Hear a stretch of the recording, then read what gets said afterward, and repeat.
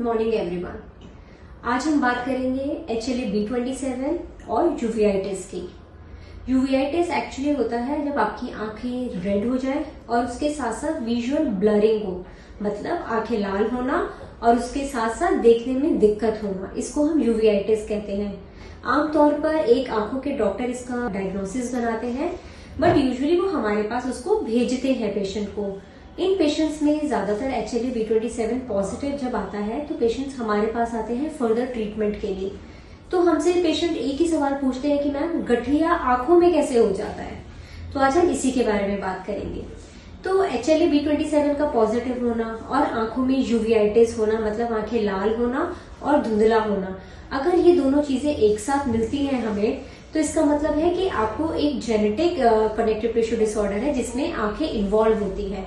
बहुत बार तो होता है कि जनरली हमारे जो जॉइंट्स होते हैं वो पहले इन्वॉल्व होते हैं, लाइक आपको आर्थराइटिस हो, बट कई बार क्या होता है सिर्फ आंखों में भी शुरुआत हो सकती है और ये जो कनेक्टिव टिश्यू डिसऑर्डर होता है ये आंखों तक सीमित भी रह सकता है। तो जब आप हमारे पास आते हैं तो हम आपको कुछ ऐसी दवाइयों पे डालते हैं जैसे कि मिथोट्रेक्सेट या सल्फासैलिसिन, जिससे कि आंखों की ये बीमारी यूवियाइटिस रुक जाती है, प्लस आगे बढ़ती भी नहीं है, क्योंकि जरूरी नहीं कि आंखों तक ही लिमिटेड रहे। कई बार क्या होता है ये कुछ सालों बाद अगर आप इलाज नहीं लेते तो कुछ सालों बाद आपके जोड़ों पे भी असर डाल सकती है, आपके लंग्स पे भी असर डाल सकती है, और ये धीरे धीरे असर डालती है तो पता नहीं चल पाता।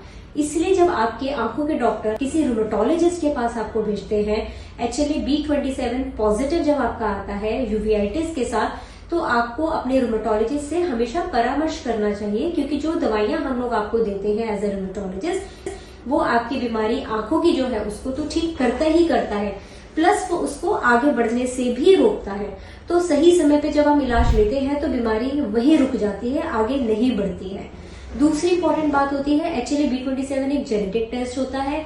आप इसे बार बार कराएं, आप सोचे कि हमारी दवाई शुरू हो गई है, मिथोट्रेक्सेट स्टार्ट हो गई तो ये नेगेटिव हो जाएगा, तो ऐसे नहीं होता है। अगर आपका एक बार HLA-B27 PCR मेथड से हुआ है और एक बार ये पॉजिटिव आ गया तो ये लाइफ लॉन्ग पॉजिटिव ही रहता है। और तीसरी इंपॉर्टेंट चीज, अगर आपका पॉजिटिव है उसका फिर अपने बच्चों का HLA-B27 कराने की जरूरत नहीं होती है।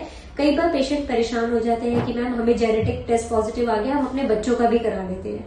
तो बच्चों को जब तक कोई सिम्टम नहीं है, कोई प्रॉब्लम नहीं है, तो बच्चों के कोई भी जेनेटिक टेस्ट नहीं कराने चाहिए। ये सारे टेस्ट जो भी हमारे ऑटो इम्यून मार्कर्स होते हैं, जो भी हमारे जेनेटिक मार्कर्स होते हैं, वो हम तब कराते हैं जब बच्चों में या बड़ों में कोई भी सिम्टम हो। बिना सिम्टम के HLA-B27 के पॉजिटिव होने का कोई मतलब नहीं है, उसका कोई ट्रीटमेंट नहीं है। Thank you.